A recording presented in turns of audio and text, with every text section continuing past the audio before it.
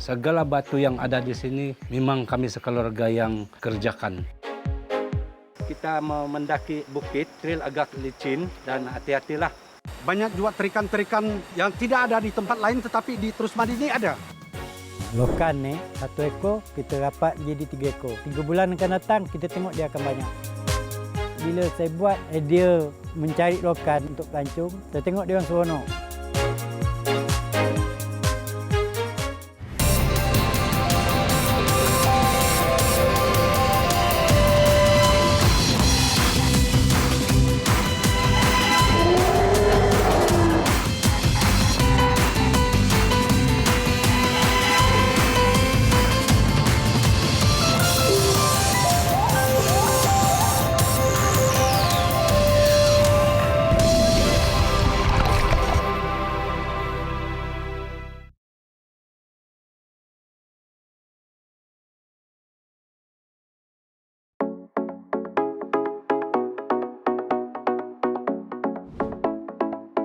Tak kenal maka tak cinta.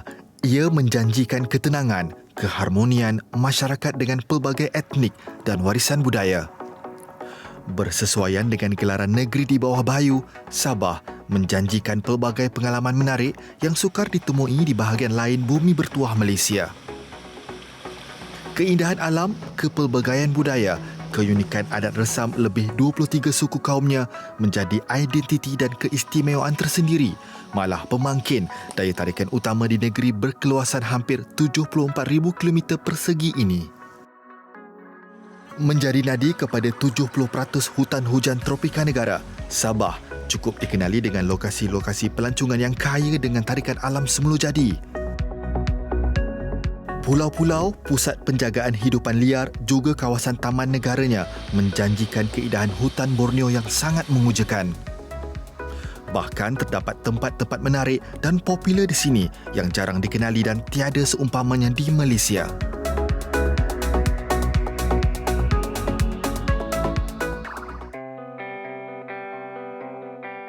Sekali berpijak di bumi ini, terasa sukar untuk meninggalkannya. Ia menyimpan khazanah pelbagai kebudayaan, kesenian dan cara hidup tradisional yang berbeza. Terletak di bahagian pedalaman di daerah kecil Suk, Sinua adalah sebuah perkampungan di bawah pentadbiran daerah Keningau. Ia antara laluan utama bagi para pengunjung yang ingin meneroka lokasi eko-pelancongan Gunung Trusmadi. Jarang didengari dalam kalangan masyarakat, terdapat 3 laluan utama untuk sampai ke puncak Gunung Trusmadi. Dengan menggunakan kenderaan pacuan 4 roda, pengunjung boleh mengaksesnya melalui jalan raya di Sinua Suk, Tambunan atau Apin-Apin di Keningau. Biar jauh di pedalaman, Sinua tidak terpinggir dari pembangunan. Tempias aktiviti pelancongan dilimpahkan kepada hampir 500 penduduk yang menghuni penempatan ini. Ini semua atas usaha kami sekeluarga. Dan saya menggunakan dengan kereta yang buruk di luar sana yang kembara tu.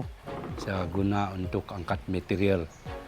Dan selepas itu, saya bila kehadiran pelancong menambah tahun ke tahun dan saya upgrade dan itulah kem yang ada sekarang. Rata-rata di sini ni padi sawah.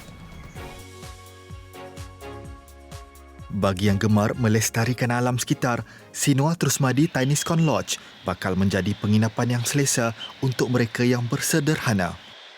Kesungguhan saya untuk membina tempat ini kerana saya sendiri sadar saya sudah berhijrah selama 20 tahun dan kami banyak belia-belia yang berhijrah ke Semenanjung untuk buat kerja. Saya berpandangan yang sekiranya tempat ini maju, mungkin satu masa muda-muda akan balik di sini untuk bekerja dengan saya sebagai malim dan juga porter. Dan syukurlah kerana usaha kami sekeluarga dan membina. Dan saya membina kem. Atas prakarsa, Dennis sekeluarga dan masyarakat kampung sejak 10 tahun lalu, tanah seluas 4 ekar ini berjaya diusahakan. Segala batu yang ada di sini memang kami sekeluarga yang kerjakan. Tiap pagi, petang dan budak saya masa itu masih kecil.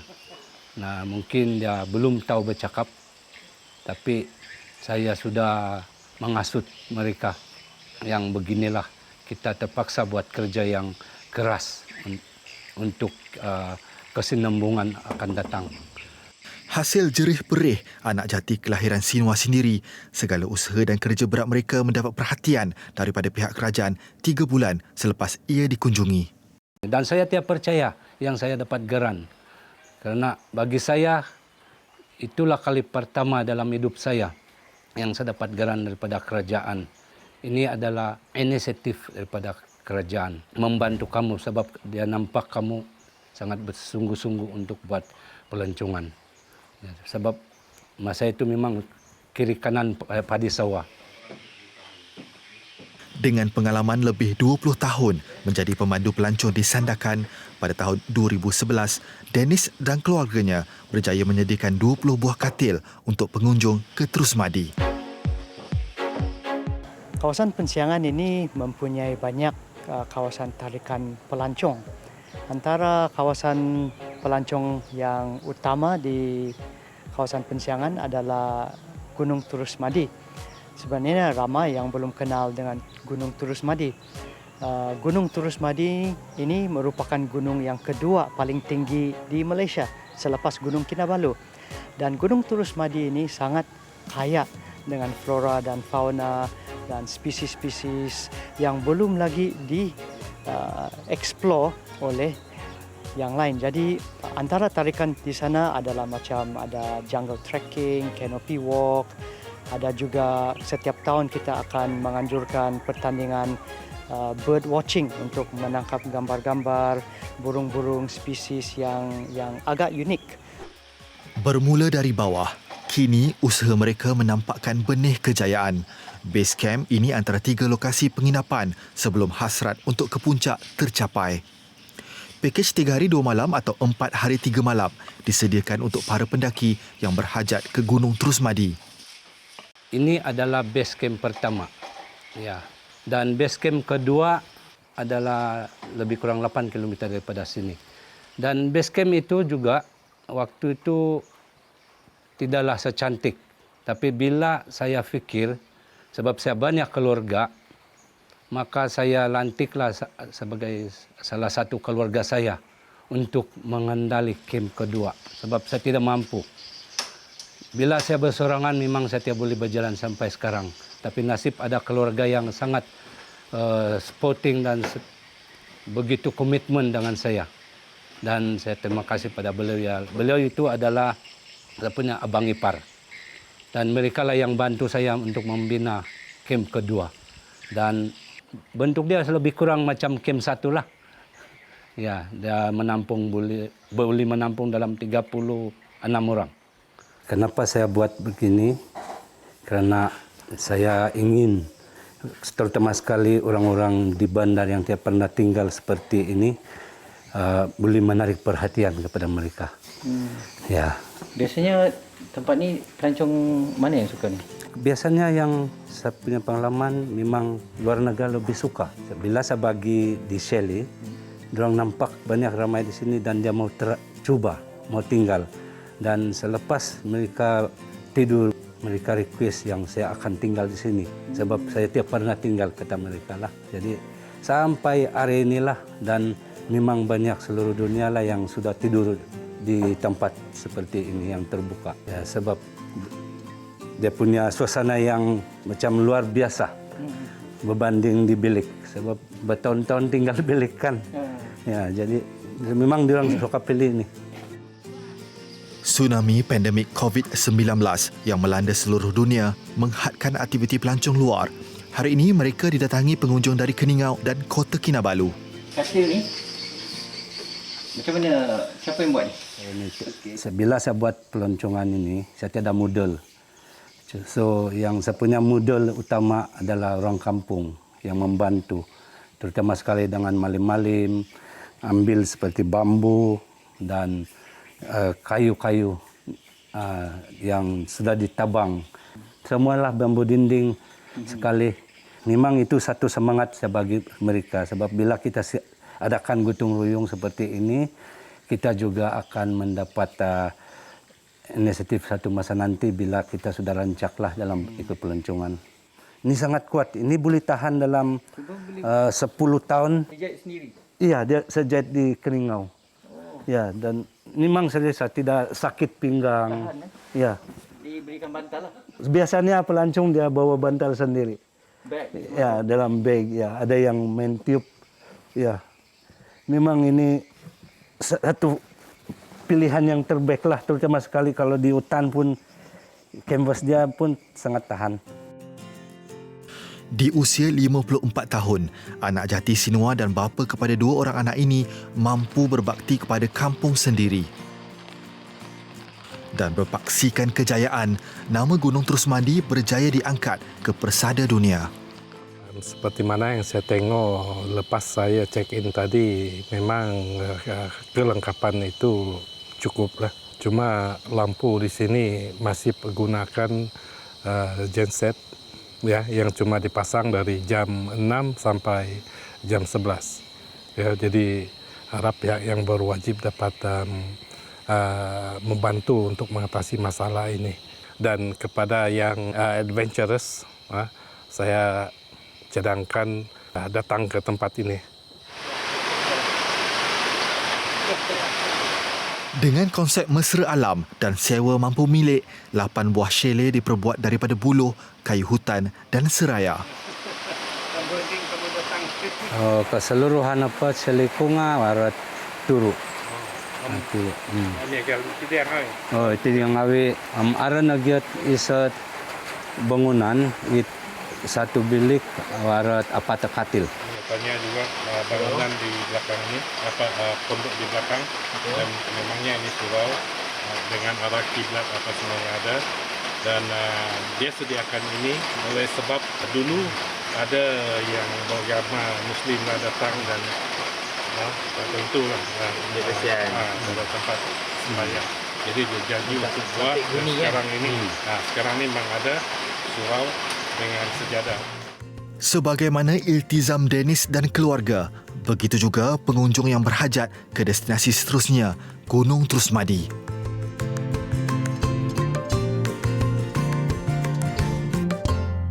Salah satu daya tarikan di sini, tempat-tempat sini belum diterkai lagi dan masih lagi hutan kelas 1 kan. Dan tempat di sini pun ekstrim.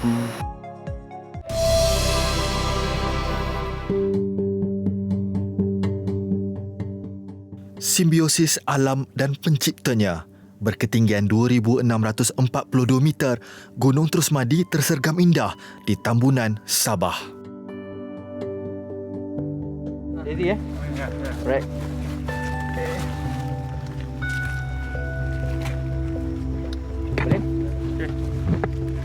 Ready.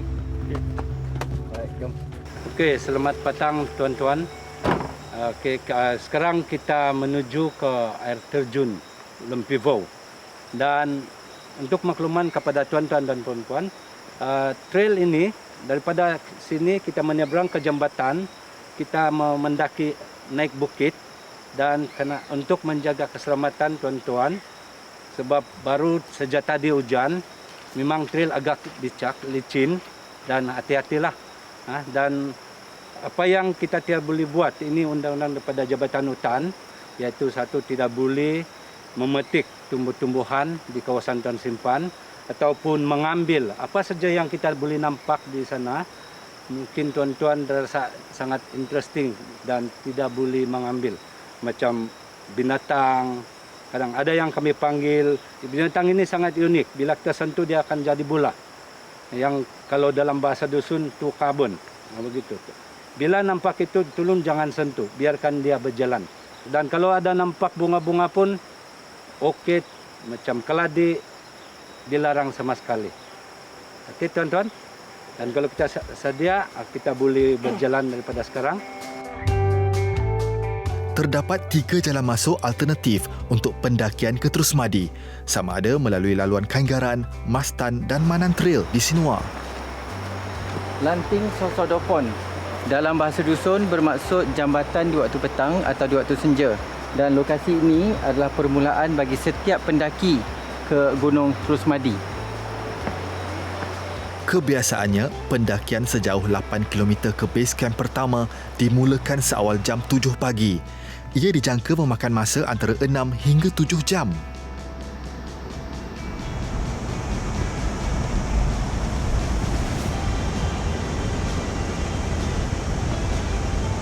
Salah satu daya tarikan di sini, kenapa kami sebagai pelancong mau datang di sini, sebab jauh daripada bandar.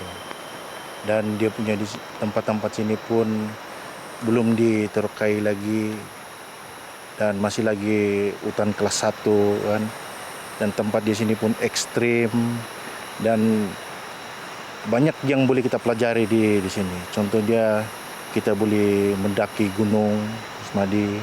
Dan juga kita boleh sambil-sambil tu kita boleh mandi di air terjun kan. Cuaca seperti mencemburui kedatangan kami.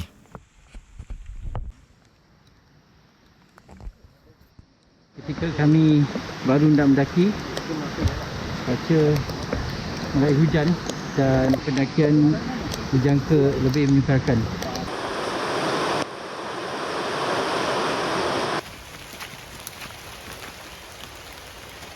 Kebiasaannya, para pendaki akan bermalam di kem kedua sebelum meneruskan perjalanan bermula jam 12.30 malam untuk tiba di puncak Trusmadi pada jam 5 pagi. Trusmadi seperti apa yang kami dapat pelajari daripada nenek moyang.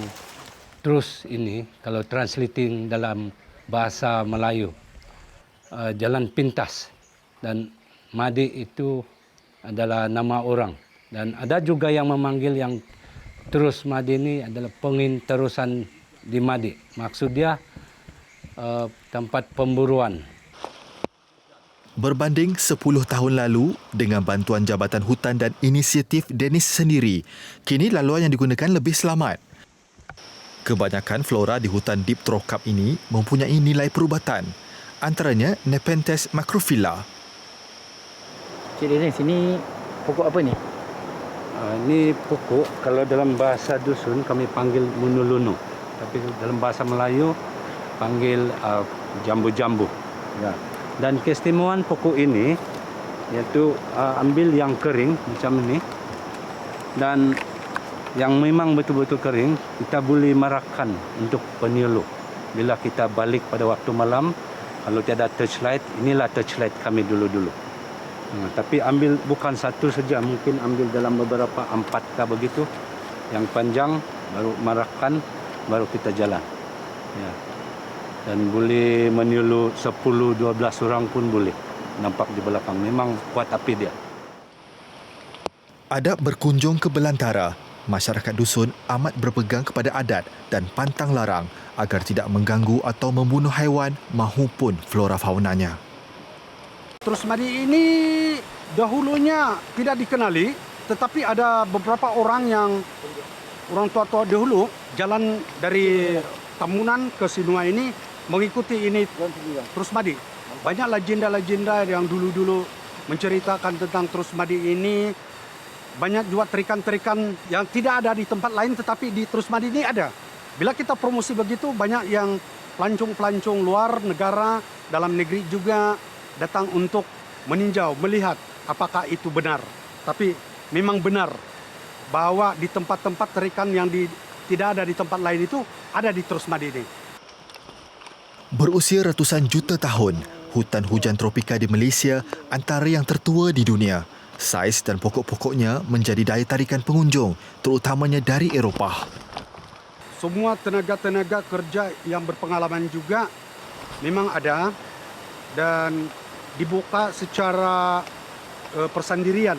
Walaupun barangkali dalam perluncuran ini memang menggunakan kewangan yang banyak, tetapi di dalam kampung ini tidak ada modal, cuma bermodalkan kepada pengalaman.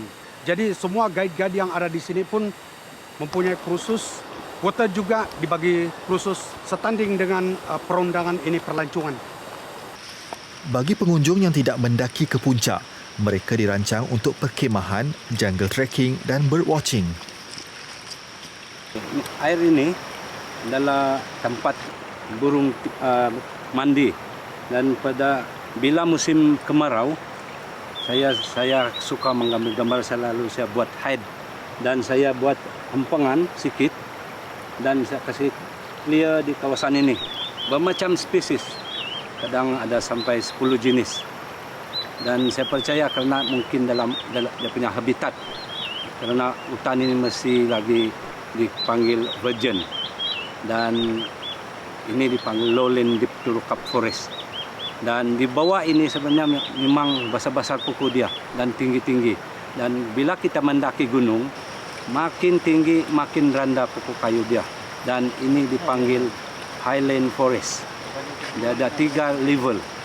Dan bila kita mendaki lagi sampai ke kemuncak, dia punya hutan lagi berbeza, banyak beza. Dan ini dipanggil heat forest. Maksud dia hutan ini terlalu terdedah dengan angin.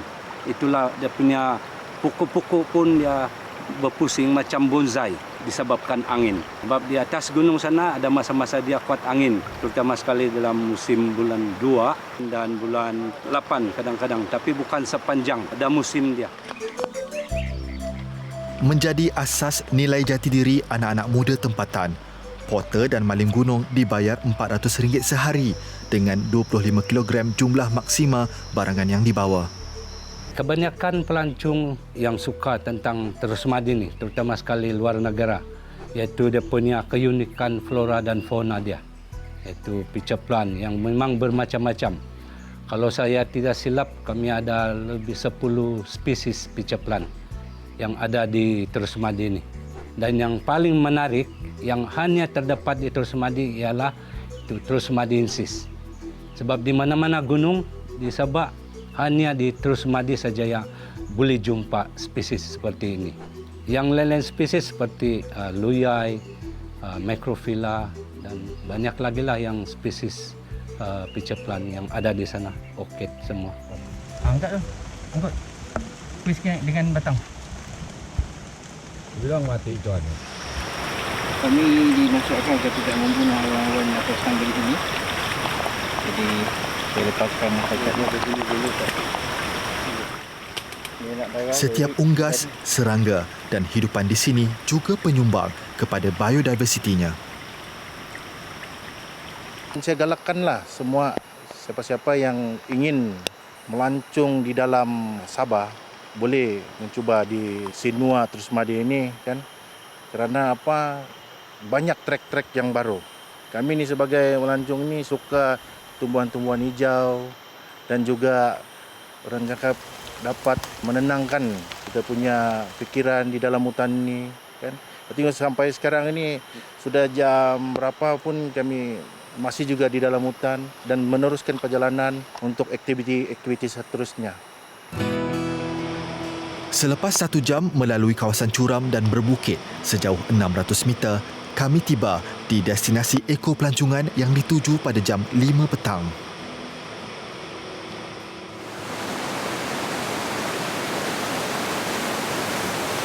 Air terjun Lumbung bermaksud air yang cepat keruh dan ia adalah daya tarikan pertama selepas pendakian dimulakan. Dan untuk meneruskan perjalanan ke base camp 2 akan makan masa hampir 7 jam lagi sebelum para pendaki bermalam dan meneruskan pendakian ke puncak pada jam 1.30 pagi.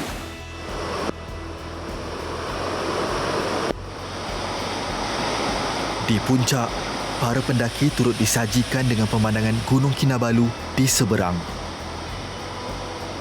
Jika dahulu, pemburu yang memintas jalan ke Tambunan dan kota Kinabalu di pergunungan ini akan membawa damar untuk ditukar dengan makanan dan garam. Kini, Gunung Terus Madi menjadi simbolik kepada nilai dan khazanah negara. Moga ia kekal menjadi sebahagian pemangkin ekosistem dunia.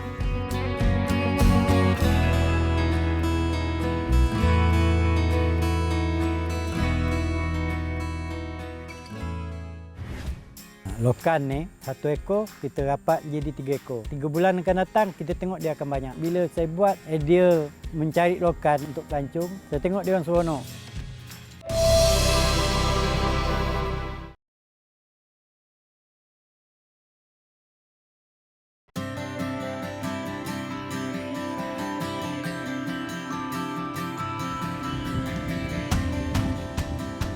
Pertemuan Sungai Rembau dan Sungai Linggi menjadikannya titik sempadan bagi Negeri Sembilan dan Melaka.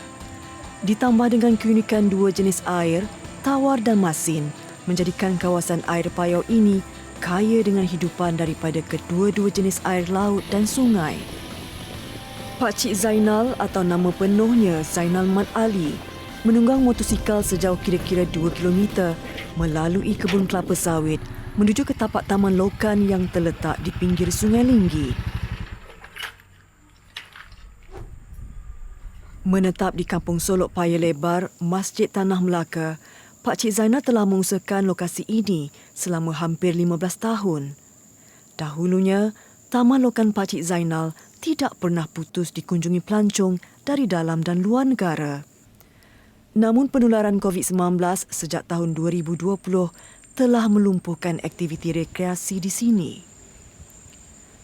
Kawasan sekitar juga sedikit tidak terurus kerana Pak Cik Zainal jarang-jarang ke sini.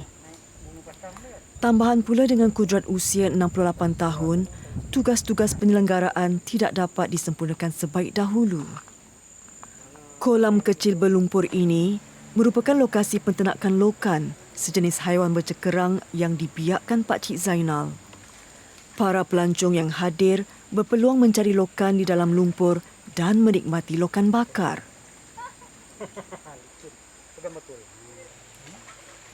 Lokan atau nama saintifiknya Polymisoda expensa merupakan hidupan yang tinggal di kawasan lumpur air payau.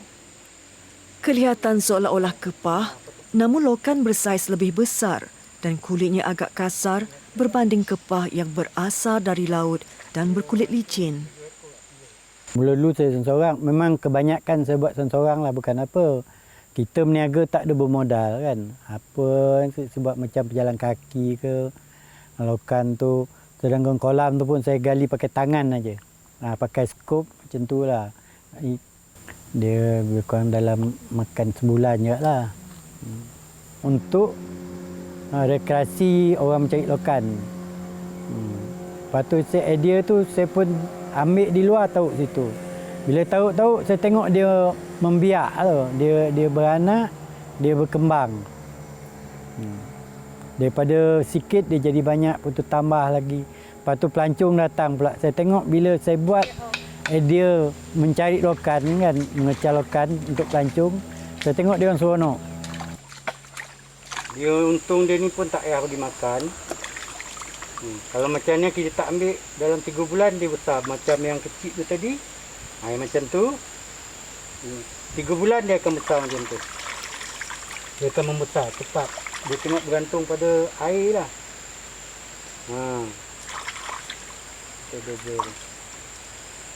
Okey, aktiviti mencari lokan ni antara yang dilakukan di kawasan ini, di Taman Lokan, yang mana penubuhannya telah dijalankan oleh Pak Cik Zainal sejak tahun 2007. Sehinggalah pada tahun 2020 ketika PKP, pandemik ini, aktiviti pelancongan yang terdapat di kawasan Taman Lokan ini terpaksa dihentikan. Dan kini Pak Cik Zainal hanya sesekali datang ke kawasan ini untuk membersihkan taman dan melihat ternakan-ternakan di kawasan Lokan ini. Minat Pak Cik Zainal dalam mengkomersialkan lokan sudah lama tertanam di hatinya selepas tamat perkhidmatan di bidang ketenteraan. Setiap pengunjung dikenakan bayaran sebanyak RM5 sahaja. Namun pengalaman yang ditimba memberi kepuasan sebenar kepada setiap individu yang datang. Ini yang datang ni macam-macam tu. Dulu kan okey kan, sebelum Covid. Yang ada pada Singapura, pada Thailand, ada Hong Kong. Diorang, kita Melaka banyak hotel Melaka ataupun PD. Dia bila dah ada promosi tu dia datang. Datang bila dia tengok tajam, bila anak dia nak turun dia tak bagi. No, dia kata bahaya. Dia tengok tajam tu kan. Lepas tu saya kata tak ada. Saya pun pegang tangan anak dia yang kecil tu, bawa tu. Turun. Bila dia turun, dia raba macam tadi, dia seronok, dia tunjuk kat mak dia. Mula mak dia pandang dia kan. Lepas tu mak dia pula lama mak pun turun. Lala dia tak nak naik, dia seronok. Sampai berpanggil pasal bot dah nak jalan kan. Mencari lokan tidak semudah disangka. Bagi yang kurang mahir, berkemungkinan keliru dengan bunyi batu dan cengkerang ketika mengesannya. Lokan ni, itulah macam kita nelayan ni, kita kena buatlah satu macam pengorbanan.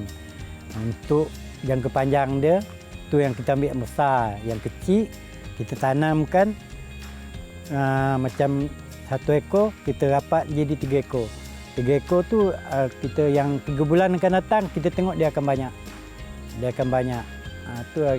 Tu yang kita buat nelayan sekarang ni. Supaya kita nak benda tu jangan pupus. Kita sekarang nak tahu air punya kuantiti pada dia ni boleh. Kalau sungai masin, dia masin. Kalau sungai payau, dia payau.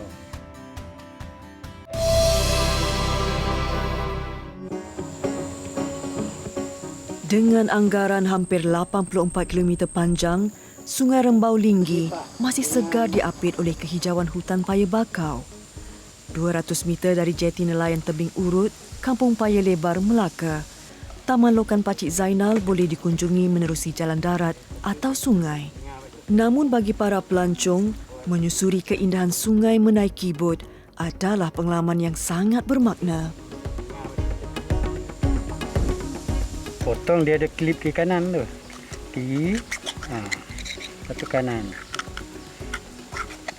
Kita buka. Ketik sikit nampak.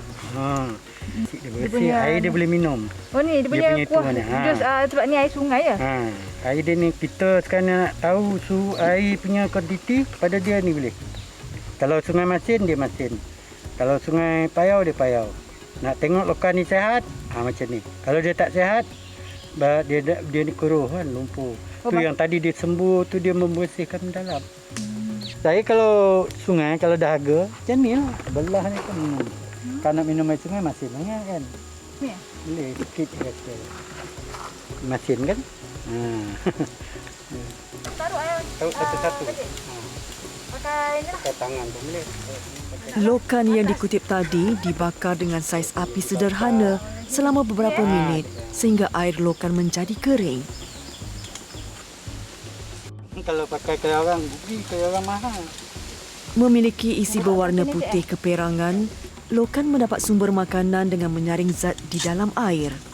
Nampak berbeza yang bakar tanah tadi. Sama seperti hidupan bercekerang lain, lokan juga kaya dengan zat dan sumber mineral yang diperlukan oleh tubuh manusia. Dia cantik. Dia gerak kan? Dia lepas.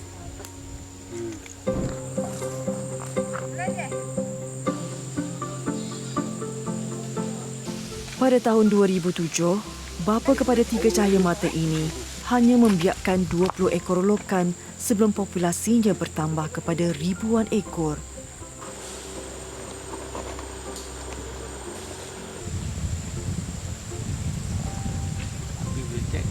Bukan hanya isi, cengkerang lokan turut dimanfaatkan sebagai hiasan pada laluan pejalan kaki dan tempat duduk. Berkonsepkan taman rekreasi mini, lokasi ini dapat ditambah baik dengan hasil usaha Pakcik Zainal dan bantuan badan kerajaan. Meski hanya berbumbungkan langit biru, namun keenakan lokan segar bakar dapat dinikmati sepenuhnya. Rasanya agak kenyal, tetapi paduan cicahan perahan limau dan kicap pedas nyata membangkitkan selera. Limau dia.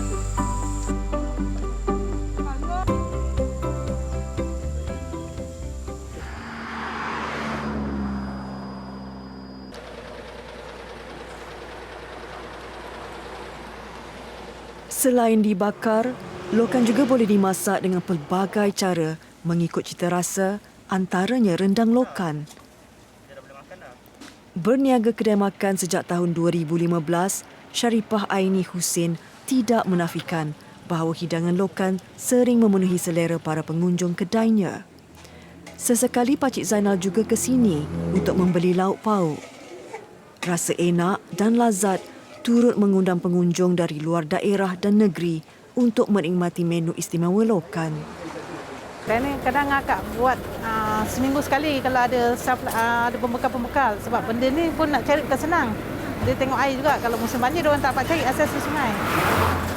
Biasa akak ambil dia, kalau untuk buat rendang ni, dia akak ambil yang 5 kilo. Kalau yang untuk bakar, akak ambil kiraan biji. Rendang lokan dijual dengan harga RM10 sebekas, manakala bagi lokan bakar pula 70 sen seekor. Kita masak macam biasalah, macam kita masak rendang ayam ke rendang udang sama juga. Dia terlebih masak pun tak boleh, nanti dia mencut. Kita kena pandai tengok dia punya masak. Kalau kita untuk buat rendang pun sama, kalau kita kopik pun dia air lokan pun kita akan ambil sikit. Itu yang manis lokan tu. Sektor pelancongan menerima impak besar sejak tercetusnya COVID-19, termasuklah Port Dickson Negeri Sembilan dan Melaka yang banyak bergantung kepada kemasukan pelancong sebagai sumber rezeki. Perkhidmatan menyusur Sungai Linggi menaiki bot menerusi Sungai Linggi Eco Cruise juga terhenti. Sekaligus menutup ekonomi tambahan bagi pemilik bot yang rata-ratanya nelayan. Antara tarikan yang dapat saya nak perkenalkan kepada pelancong untuk Sungai Linggi ini adalah Taman Lokan. Yang pertama Taman Lokan, yang keduanya tinggalan sejarah Kota Sempang, dan yang ketiganya Pengkalan Kempas, tempat mendaratnya orang-orang Cina. Dan di Pengkalan Kempas juga kita ada kompleks bersejarah untuk batu hidup di situ. Dengan kehadiran pengunjung di Taman Lokan tu, itulah hasil kutipan untuk kita bantu pengusaha Taman Lokan tu untuk membuat pembersihan, penjagaan kawasan di Taman Lokan tu. Sebab kita setakat ni pengusaha Taman Lokan tu menggunakan modal sendiri untuk laluan Taman Lokan, untuk membuat kolam ikan kan. Jadi memang perlulah untuk orang kata dia dapatkan hasil untuk penyelenggaraan tu dengan kehadiran pengunjung ke situ.